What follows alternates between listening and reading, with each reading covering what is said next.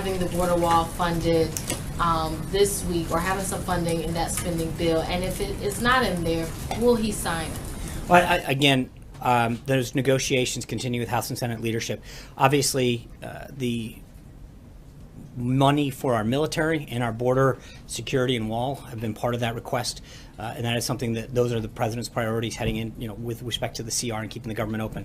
I think we feel very confident where we're headed, and I'm not going to get ahead of the negotiations that are ongoing. Director Mulvaney has been very, very deep in those discussions, and I expect there to be an announcement soon but I'm not going to start to take things on and off the table with respect to what the president may or may not do. Phil. Yeah, Sean, just doubling up on that question there about the CR debate and the funding. Does he specifically expect there to be funding for the border wall, or would border security measures be enough to satisfy the president? And how do you differentiate between the two? For example, what could be funded in the CR that you could say is part of the wall, even if it's not explicitly right? So there's obviously a lot of components to that. You've got fencing and drones, and I don't want to get ahead of those negotiations. They are ongoing, but the president's priorities have been very clear from the beginning. It sounds, Sean, just to follow up, that are we backing off on the law? Are we saying it is on the table? No, we're saying that the president has made very clear that he's got two priorities in this continuing resolution. Number one, the increase in funding for the military, and number two, for our homeland and border security and the wall. But I'm not going to start to get into, we were having a negotiation with House and Senate leadership, and to prejudge where it ends up at this point would be, would not be prudent. Trey. Thanks, Sean. I have two questions for you. On the Syrian economic sanctions, how will the administration determine how effective they are? Well, I think there's going to be a lot of ways, but I think first and foremost is to send a clear signal to make sure that they understand that we don't take their actions lightly. And that we want to do everything we can to have stability in the region. So I think there's going to be a lot of ways in terms of their behavior going forward that we'll know whether they're working. But I think, as the president has made clear, and Secretary Mnuchin just did, I think we have a lot of tools at our disposal to try to achieve an outcome that brings stability to that region. And my second one on North Korea, the fact that a third U.S. citizen has been detained by the regime in Pyongyang, does this make it more difficult for the president to negotiate through China to try to denuclearize North Korea? No, I think China, and we noted it before, Ambassador Haley noted it in several interviews this morning, but China has been very, very helpful in this process and continues to be, and I think we hope to see a change in behavior, but it is a very positive sign, the level of engagement that China has enacted. Is the Trump administration calling for the release of this U.S. citizen currently being detained? Well, absolutely. I mean, we want to make sure that all of our citizens are protected and returned home, but the State Department is playing the lead on that. Eamon. Thanks, Sean. As you know, there's quite a bit of concern among Republicans on Capitol Hill about the federal deficit. When you roll out the tax plan on Wednesday, are you also going to include pay-fors in there? That is, those things that raise revenue as well as those things that are tax cuts, so that conservatives can be confident that this won't blow a hole in the deficit? Yeah, I think we will have further details. I'm not going to get ahead of the president's rollout, but I'm not going to the level of specificity in terms of the pay-fors and the cost. We'll have to see it, how comfortable the president is. Jennifer. Sean, can you tell us if the president is aware of the American pastor jailed in Turkey, and did he raise that with President Erdogan when he called Monday to congratulate him? I'm not going to get into the specifics of the president's conversation. We're obviously aware of that action, and we're going to continue to work through the State Department on that. Jordan. Thank you, Sean. Can you explain why President Trump didn't use the word genocide to refer to the killing of 1.5 million Armenians in his statement today? Yeah, the statement that was put out is consistent with the statements that have been put out for at least several of the past administrations. So I think if you look back to the language that President Obama, President Bush, et cetera, have used, the language that the president used is consistent with all of that. Katie. Topics. First, the border wall and logistics of that. Secretary Kelly said he still expects construction to start this summer. There are still a few ranchers in Texas and Arizona who welcome the security but are skeptical of giving up family-owned land that's been in their families for generations. So what is the White House message to them directly, and what can you guarantee that they'll be compensated I think we will do everything in accordance with the law. This has been an issue that has gone on several times as that issue has been raised over the last several decades, or excuse me, several years. And so we will do everything in accordance with the law with respect to the land that's needed for that.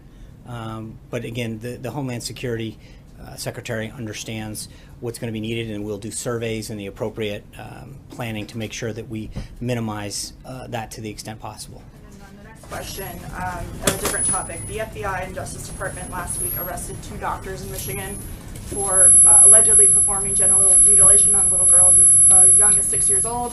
It's the first case in the United States. What is the White House reaction to that case? Yeah, I mean, we've talked before about pending investigations, and we don't comment on any pending investigations or actions by the Justice Department. Major. Is 100 days, as the president said on Twitter, a ridiculous benchmark or an important one? Well, I think obviously in the context of an entire administration, there is a lot that I think we feel very proud that we've done and taken care of. When you look at the immigration piece in particular, border crossings way down, the number of executive orders and pieces of legislation the president signed, I think we feel very proud of what we've been able to accomplish and fulfill the promises that he's made to the American people. But I think it's got to be kept in context, and I think there is sort of this artificial number that gets thrown out. So on one. Well, I mean, the context is it's 100 days, and you have 4 years in your first term, and 8 years for 2 terms. That I think. Mr. Trump introduced a contract with the American voter over 100 days. I understand, right. And so again, I think when you look at the number of pieces of legislation, the executive orders, business confidence, the place, the U.S.'s role in the world, there's a lot that we feel that a lot of accomplishments that have occurred, and we feel very good about what we've done as we head up to this first 100 days. But I think you're going to continue to see a lot of action and a lot of results going into the second 100 days, the third 100 days, all the way through. In 100 days, there is no funding, explicit funding to the wall, and there's no health care reform or repeal of Obamacare. Would the president consider that, and would he invite his supporters to consider that a conspicuous failure based on the promises he made during the campaign? Right. I think when you look at the totality of what we've accomplished on job creation, on immigration, on trade, that is unbelievable what he has been able to do. And so it's not, you can cherry pick any couple of things and say, okay, well, what about this or that? But I think when you look at it overall, in terms of the drop in border crossings, if you look at consumer confidence and the relationships that we've developed around the globe and the accomplishments this president's had on protecting the country, on bringing back jobs and starting, those have been unbelievably significant. And so to minimize that, or to look and pick out 2 or 3 things, but I think, look, we're going to continue to push for health care reform. We feel very good about the direction that it's going in. It's been very positive. And I think that the construction of a wall is going to continue to be an area that moves forward. But all of that stuff is happening just as the president asked for and committed to doing. Some of it, has been a little slower, but mostly because of working through Congress and getting things done. But when you think about what he's started, he'll move forward on tax reform, healthcare, on immigration, on trade. It's been a hugely successful first 100 days. And without the president necessarily describing it as a failure or not, would he say that he's learned something about the process and how long things take that he perhaps didn't appreciate as a candidate? Maybe he overpromised on the speed with which he'd achieve these things? Now, look, with all due respect, I think that when you look at the lists of things in each of the various areas that he's been able to do, I think he's very pleased. I'm talking about some conspicuous campaign promises that rally after rally he Right. made and said, don't worry, it's going to happen. Right, and I think on healthcare. All I'm asking is, does he have a different awareness of how difficult those things are than he did as a candidate? I'm sure that there are things that you learn in the job, but I think that he is very proud of what he has set out to do and the progress that we've made. And I think you're going to see healthcare get done, but it's going to get done right. And that, in particular, is something that we're continuing to work at. We can't make people vote, but we've made significant progress and moved the legislation forward and improved it greatly. And I think that we are going to see progress on that. Zeke. 2 questions on 2 different topics. First, follow up on Eamon's and the other questions on the budget. Is the president willing to sign a continuing resolution that is not deficit neutral or deficit reducing? For instance, Sign a continuing resolution? Yes. A continuing resolution that would increase the deficit. I have not seen a score on anything that's come out, and I think we'll have to wait and see what the final. One way. I'm not at this point. And following up on Jordan's question, the president has talked a lot about, has not been shy about criticizing his predecessors for some of their missteps from both parties, and also hasn't, has made a point of often blocking convention. So why not take this moment to label the killing of 1.5 million Armenians a genocide?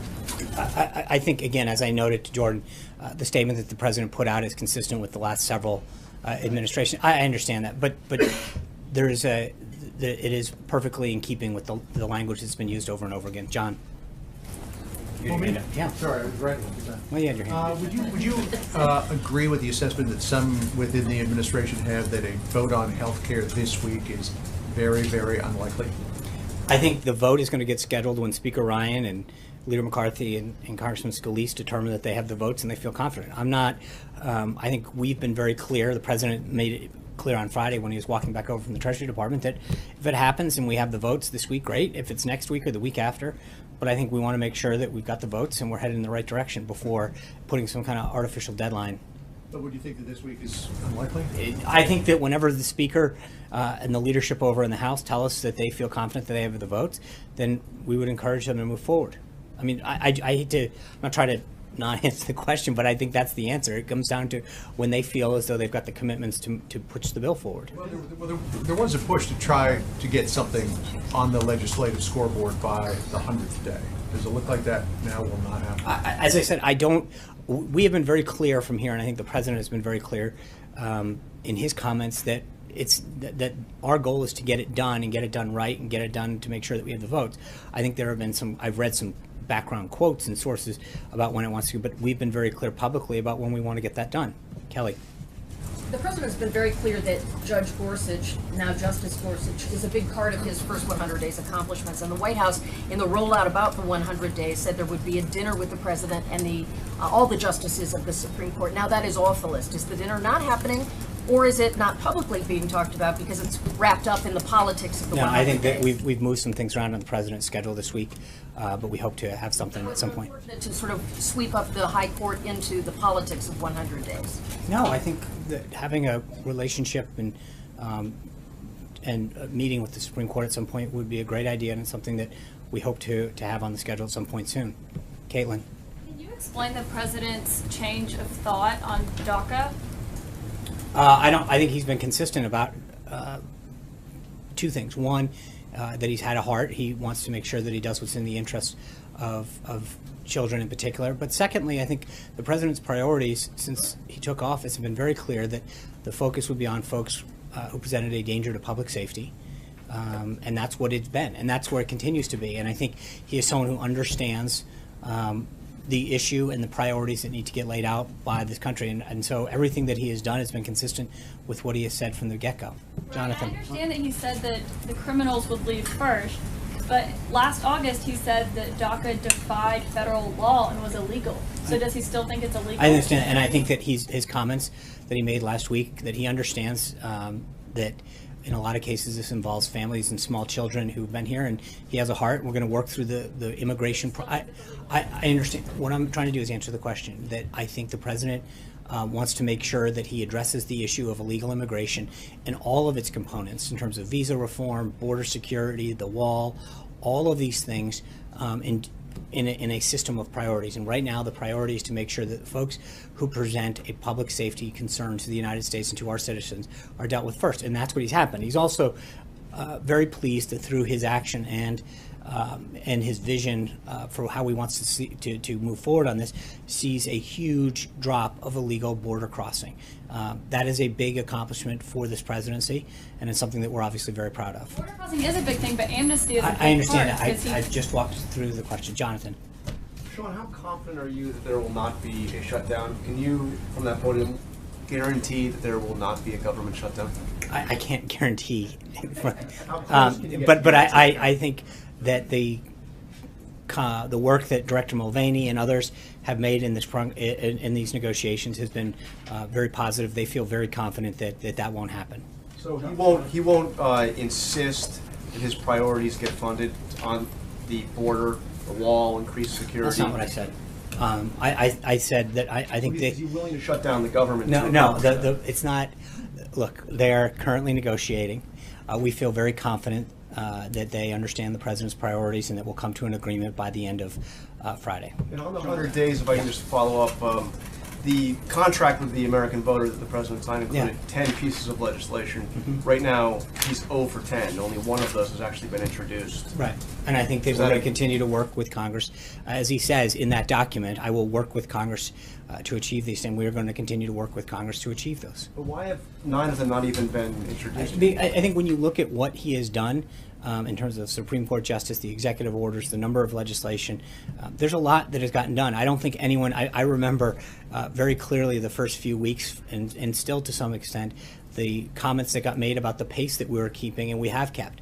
The president has been extremely busy, and I think when you recognize the amount of issues that he's tackled, the amount of progress that he's made, it is very significant, and we will continue to present all of that throughout the week. But again, as I said to Major, I think you can look at a few of these areas and nitpick a couple of them, but I think overall, you know, he has signed a record number of executive orders. He has rolled back regulatory reforms. No, I understand that, but right. To take action. But I don't think there's any question that the president has done a significant amount for the American people on the issues that he has put forward during the campaign. Just to be clear, you're not describing the wall and healthcare as nitpicking. Jim. Are you? No, I'm not. Neither of the. No, I'm not. Those pieces are not small, but I'm saying in terms of overall what he has accomplished has been unbelievably significant. When you talk about all of the other areas, the regulatory relief, the efforts that he's made on immigration, on trade, all of those issues. And again, what I'm trying to say is when you look at everything that he's done and the amount that he's accomplished in these first 100 days, I think you can go back and find an area, one or two, and say, okay, well, he didn't do this. But I think you have to look at it in totality of what he actually did get done. John, Jim. on the wall, why is there even a discussion about shutting down the government over paying for the wall? Isn't Mexico supposed to pay for the wall? Well, I think, Jim, the president has made very clear that initially we needed to get the funding going, and there's be several mechanisms to make sure that that happens. That funding piece will happen in due time. Alexis. That is a promise that the I president understand made that. during the campaign. It time is, and no, again, no, but he also that Mexico would pay for the wall. Right. And now we're having a discussion that the No, government we- might shut down over the wall. Who's going to pay? Right. Yeah. So a couple things. One, as I pointed out to Jonathan, we feel very confident the government's not going to shut down. Number two is I think the president has been very clear in the past about the fact that, and this is not a new thing, he talked about this, that in order to get the ball rolling on border security and the wall, that he was going to have to use the current appropriations process, but he would make sure that that promise would be kept as far as the payment of it. And just a real quick follow-up. If border crossings are down, and that's a talking point that the White House uses time here, is the wall even necessary? Absolutely. The wall it does several things. How can the border crossings be down? Because the I think president's saying, well, we're going to have all these drugs flowing in if we don't have a wall. Because you can't, just because you have a couple good months in a year, I think you want to make sure that you take prudent long-term steps. I mean, so the president is going to fulfill, and frankly, it's a promise that he made to the American people. I think if you're coming in from our southern border, he has taken a lot of steps so far that has deterred border crossing, but this is a permanent step that will extend beyond his presidency. 8 years from now, the next president will have that wall in place to make sure that it doesn't continue. So that Mexico's going to pay for it. That's right. Thank you, Alexis. Sean, this might relate to Jim's question too, but on Wednesday, I have two questions. On Wednesday, when we see the outline that Secretary Mnuchin was just describing, will the president help aim Congress toward his decision about whether the border adjustment tax is the right idea?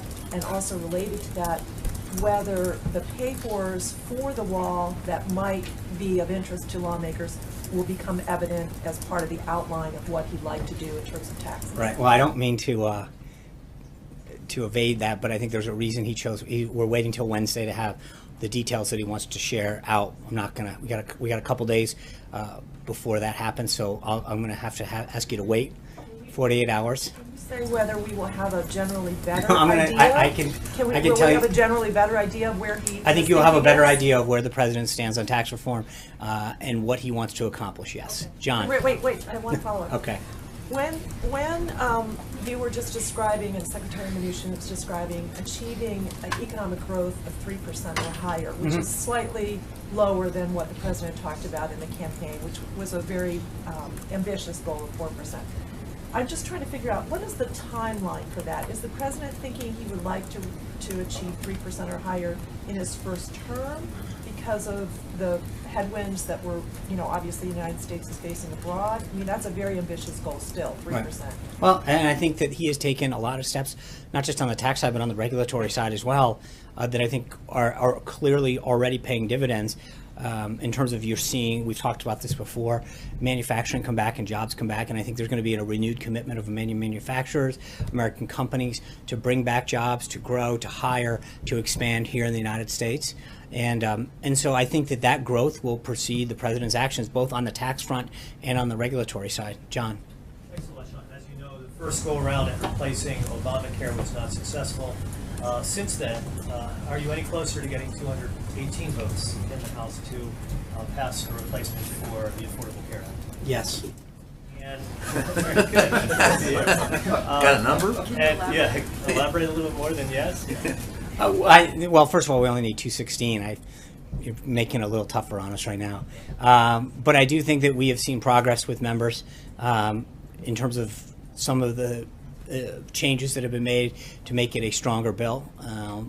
But we're getting close, and as I mentioned at the outset, when I think the president feels confident that or when the leadership of the House tells them that they feel confident that they have the votes, then I'm sure they'll call a vote, but that's up to them to decide. And a separate one, obviously a different topic, and that's the election over the weekend in France. Yeah. Any comment on the results that came out of France over the weekend? Would the president be satisfied with either alternative, Macron or Le Pen? Yeah, obviously, it's up to the people of France to decide who their next leader are, and we respect the decision that they make in May. So let's our job is to work with whomever the French people choose. Anita. Two questions. One, on the budget, the spending plan, what is the president doing? I understand Mick Mulvaney and others are doing things. Is he calling members? I don't see anything on his schedule for this week. Are members coming over? What is his... As needed, he'll be involved. I think the legislative team has been giving him updates, and as he's needed. He has talked to members, of course. I mean, I just mentioned he's having dinner tonight with Senator McCain and Senator Graham. He's had lots of discussions with members at various times. We're not at a position now where he is actively engaging on the way he was at, say, the end of healthcare. I think as his team tells him that needs phone calls, but he is actively monitoring and being given updates by the senior team that is working with him. Talking about his priorities, I would like you to include. I think his priorities have been crystal clear. I mean, remember, it's starting in the first week of March. Director Mulvaney engaged with appropriators on the House side, and I'm not sure when he started with. So this has been an ongoing discussion now, almost for 8 weeks, with the senior team here and appropriators in the House in particular. Okay, and then on the second issue, on the 100 days, if as someone mentioned, the president tweeted that it was a ridiculous, timetable or whatever. Why is the White House doing so much this week? You have indicated that all these activities this week, from hearing from different people, are because of the 100 days. Why do this 100-day push if it's a ridiculous amount? I think we've gotten a fairly decent amount of inquiries from you and your colleagues, and so in order to answer those inquiries, something for us? Yeah, well, we're givers. I mean, I don't think there's anyone in this room that hasn't lodged a request to say we're writing a story on the 100-day mark. We're doing this on the 100-day mark, and so we want to make sure that we answer your questions as truthfully as possible and as thoroughly and comprehensively. So we will have to fulfill all of these requests that are coming in from you and your colleagues. But I also think that we are very proud, and the president's very proud of what he's been able to accomplish in the first 100 days. And, as we sprint towards these final 100 days, there's two things. One, I think because of the inquiries that we've had, we want to make sure we take an opportunity to make sure that people understand how much he's done in all the different areas. But we also want to start talking about the next 100 days and what else is left to be done, and how much, how we're going to continue to work hard to get all of that done. But there's a lot that has been accomplished, and I think it's appropriate to comment and to share with the American people all of the things that he has done to fulfill the pledges that he made to the American people. Clarify, are we going to hear, prior to the rally on Saturday, are we going to hear directly from him? There was some talk of a press conference. Yeah, I'll have further updates on the schedule going forward on Maybe not. Huh? The press conference? No, I will have, we're working out some scheduling issues for the rest of the week, and I'll make sure I give you an update as we move forward. Kristen. Thanks, Sean. I just want to circle back on healthcare, because at the top of the president's list of agenda items for the first 100 days was repealing and replacing Obamacare. So does the president want to, expect to see a vote on healthcare this week? I'm sure, look, he'd love to do it. If the speaker and the majority leader and the whip come and tell him that they've got the votes, then we'd love to do it. I think his goal isn't to fit it into a finite timetable, as he mentioned on Friday. If it happens this week, that's great. If it happens next week, that's great too. The goal is to get it done and get it done right. And so we're not going to jam it through just for the sake of it. So he's concerned about potentially rushing it through. I hear what No, you're no, saying. He doesn't want right. it to happen this week just to meet that benchmark. Exactly. Okay. Let me ask you about tax reform. I know you don't want to get ahead of the announcement on Wednesday. Thank you. But there's a sense that it is more realistic to pursue targeted tax cuts as opposed to broad tax reform. Right. Will we on Wednesday see a proposal for targeted tax cuts? Well, as you stated in your question, I'll let the president and the team speak on Wednesday with respect to what they're going to outline, but I'm not going to get ahead. Does the president think that it's realistic to do broad tax reform without having replaced Obama? I think that the president said he's going to make there's a lot of things that are possible, but let's let the president. He made a commitment to get it out on Wednesday, so let's be patient and wait till Wednesday. And just one more. Of course. Is there a plan for infrastructure reform in the works? Will we get that? For That's another thing that's on the list, but I think we seem to have our hands full right now with healthcare and tax reform. Is obviously still committed to seeing infrastructure, something he's talked about a lot in terms of roads and bridges and rebuilding things. But let's get these first two things moving. But I think you're going to see a continued commitment to infrastructure as well. One of the things that could potentially have bipartisan Yeah, support. Is there an urgency to get infrastructure reform passed? So either we're doing too much or we're not doing enough. But I think, look, he has made it very clear that that is a priority of his. As you point out, it's something that I think both sides of the aisle and both chambers probably agree on. There's a public-private partnership that could really benefit our infrastructure in terms of the financing piece of this.